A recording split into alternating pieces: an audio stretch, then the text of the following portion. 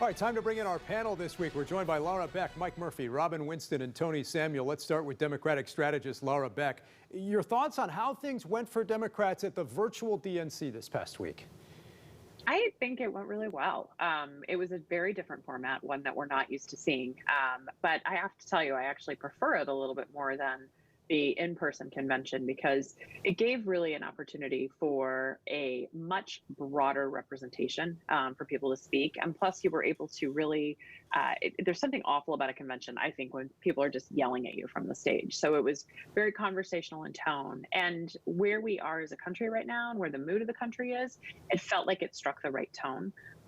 I also felt in terms of the convention that there was very much a focus on building a broad coalition and broad appeal, whereas I think the Republicans are really going to be speaking more to their base next week. But by including John Kasich, some other Republicans, and a much broader perspective, I think it really struck a great tone. Well, let's talk about next week's convention. Mike, what do you expect next week from the president and other Republicans at the RNC? Well, it's going to be even less virtual, I guess, than the Democrats had, so a much shorter time frame than what the Democrats had.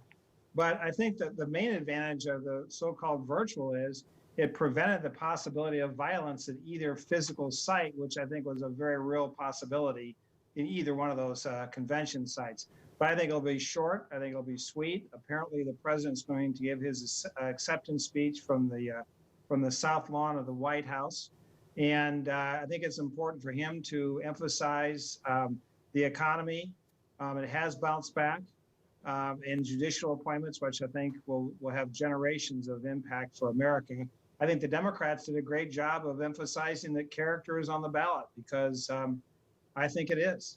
All right, Robin, where do you think this race stands now after what we saw from the Biden-Harris ticket this past week? I think it was great. First off, I love having the roll calls done all over the place. I did the roll call for Indiana when I was state chair and delegation chair. It's hard to convey what Indiana looks like in the Staples Center, but with people standing in the states, it was great. Now, we're going to have a very, very competitive race in the fall. It's going to be a brawl. It's going to be long. We've got 70 some days to go, or a little less than 70 days to go, but Joe Biden made his case about middle-class issues, so did Kamala Harris, and I think we're going to have a win on November 3rd. And what does the president need to do, Tony, to counter that message and get back into this race with him trailing in the polls? Well, the message was interesting because it was all a bunch of hate speech attacking President Trump, like it was predictable, and they've been doing for the last 4 years. What he will counter that with is the results that he's had for the American people on the economy before the pandemic, on the work that he's done with the pandemic and to get the economy roaring or coming back. It was roaring before and it will again. On military, $2.5 trillion spent on the military, where Biden and Obama had depleted the military. On going back to the moon and going to Mars, Space Force. I've got my Make Space Great Again. You are always bringing the Space Force gear into the conversation. Space Force. But, the contrast, I talked about the contrast last week and talking about it now, the Biden-Obama administration had depleted NASA. And we were having to rely on paying Russia to get to the space station. So obviously, there's all kinds of things that the president will contrast with, including the Mideast peace deal between Israel and the United Arab Emirates. Well, and obviously all of this going on, sorry, Tony, in the midst, I think we lost you there for a second, all of this going on in the midst of this pandemic and amidst a lot of other controversies that we've seen this past week in Washington, including the postmaster testifying. There was the Senate Intelligence Committee report on election interference, and also the president's apparent embrace at the news briefing of some of these conspiracy theorists out there. Mike, are you surprised we haven't seen more pushback from Indiana Republicans on some of those controversial topics? Well, I've been a little disappointed. I think that the president, as I said earlier, certainly has had some accomplishments which he can point to. I think what, if anything, Republicans are disappointed in is he tends to self-destruct instead of relying on his accomplishments. He gets into really what I would consider stupid, petty statements. For example, he said this week that that Biden was not born in Scranton, Pennsylvania. What a ridiculous statement, trying to start a new birther movement right before the election.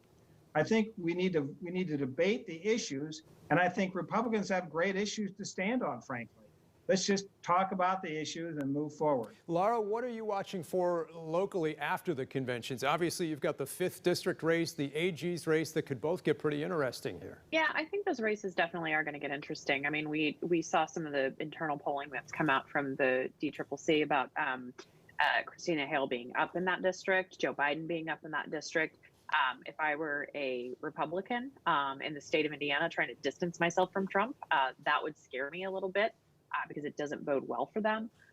In terms of the AG's race, what I think is fascinating on that end is you've got, Todd Rokita, who has probably run for every office in Indiana that you could possibly run for, running again. But, he's going to Georgia in the middle of the pandemic to raise money. So, I hope he comes back and quarantines. So you've really got these races that are going to be shaping up and are going to be very interesting and have incredible impact in Hoosiers' daily lives. And I think because people are so involved and they're so engaged this cycle, they're paying a lot more attention than they even would have been paying 4 years ago. Tony, Laura mentioned that 5th district race. It seems like we've seen polls from Club for Growth, which is backing Victoria Spartz, and then polls from the DCCC, which is backing Christina Hale, that say different things. Both groups are putting out polls that say our candidate's ahead. Yeah, and it's too soon to tell. We've got 70 some days to go, and that will be a brawl. But I think to something that Laura said, Republicans will make a mistake if they try to shy away from Trump here in Indiana and I think across the country. And hopefully Victoria and others won't do that.